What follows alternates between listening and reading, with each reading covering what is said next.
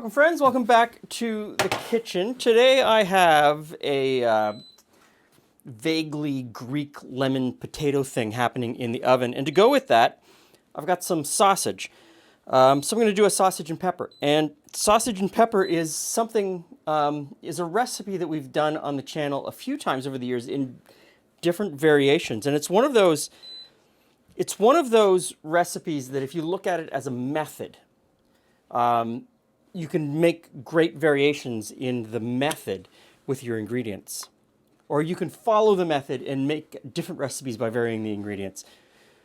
Stumbling on my words, I'm hungry. So we've done this with different types of sausages. We've done it with bratwurst and onions. We've done it with a whole bunch of things. Essentially, sausage and peppers. If you've got sausage and you've got peppers, you've fulfilled the mandate. So today I've got my sausages cut up. But you can leave them whole, and you can fry them whole. I'm going to fry them cut up because I like a little bit of the crispiness all over. But you could also, and a great way to do this is steam your sausages a day ahead. So you've steamed them, you've cooked them through, put them in the fridge, and then they're easier to chop, and then you just sort of brown them off the next day when you want to make the meal. So it takes a bit of the complexity on the day when you want to cook this, because this should be just an easy weeknight meal.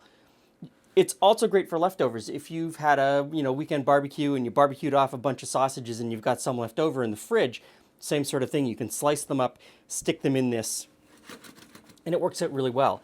And I'm using a hot Italian sausage, but again, use whatever kind of sausage you like. So I've got olive oil in the bottom of this pan. I'm going to put these in and I'm going to fry them off, brown the outsides, and build some flavor in the bottom of the pan. You're not looking to cook them all the way through, really just to brown them and get a little color on the outside, get some fond in the bottom of the pan, build some flavor. Okay, that's looking pretty good. So I'm going to pull these out of the pan.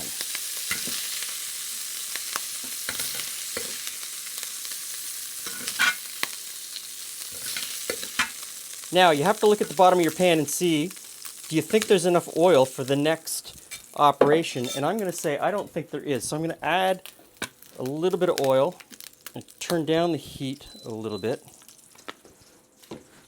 And to this, I'm going to add some sliced red onion.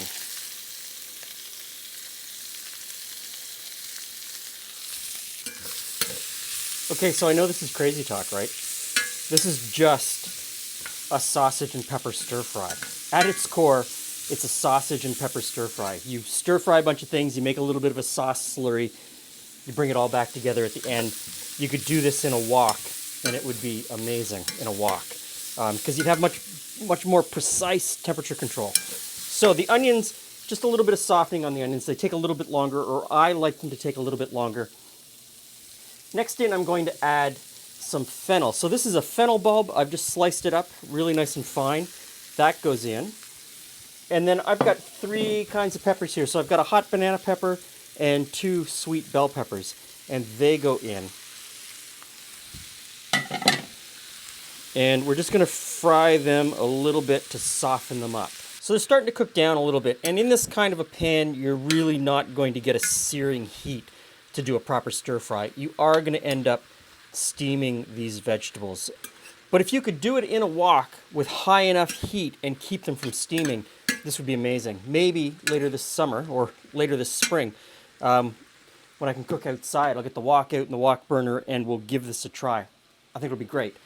Now, comes to building some flavor on top.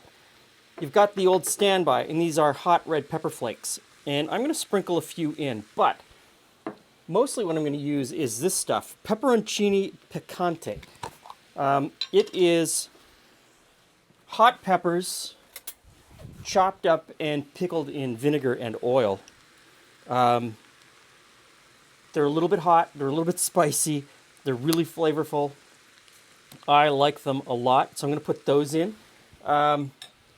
As hot or not as you like it, but if what you have are these pepper flakes, go right ahead, use them, they're fantastic. I'm going to put in some black pepper, because I think black pepper goes in almost everything. I'm not going to put in any salt, and the reason I'm not going to put any salt in is I'm going to put in some Kalamata olives. They are pretty salty. I don't want to over salt it, and salt is something that I can address closer to the end.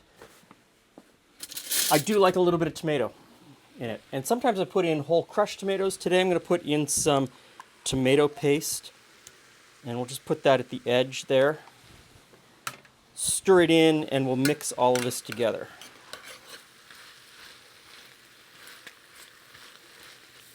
Looking good. So I'm going to add some oregano. Again, just a little bit. Use it all up. As much as you'd like. Now, I'm going to put in some white wine. This is a Chardonnay.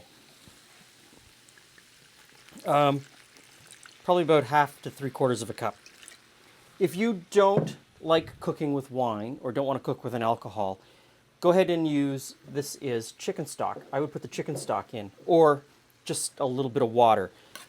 And in order to, lost my train of thought because something that I forgot to tell you to put in was the garlic. The garlic was on with the peppers, and so it all went in at the same time. So there's 2 cloves of garlic in there. Anyway, let's come back. The wine brings an acidity, brings a little bit of flavor, a little bit of acidity. And so if you go ahead and use the chicken stock or a little bit of water, and the water's just to kind of loosen it up a little bit, I'd put in a tablespoon or 2 of vinegar. Put some vinegar in there, and the vinegar will bring the acidity that will sort of balance the dish out.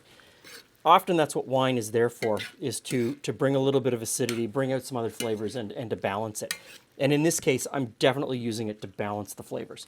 So, put in a little bit of vinegar. You could, depending on what your olives are brined in, not use vinegar and just tip in a little bit of the extra olive juice. So I'm going to put in some olives, and some of that juice is going to get in there anyway. I really like what that brings to the party. Now at this point, back in with the sausage.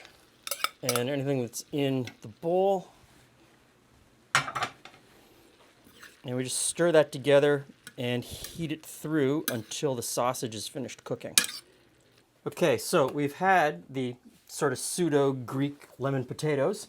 Now it's time for sausage and peppers, which could easily be sausage and zucchini. It could easily be sausage and eggplant. Both of those would go really well in there. I mean, there's so many things that you could put in here. Oh, yeah, let's just... I'm going to have some pepper. Let's just maybe a little onion. Straight out.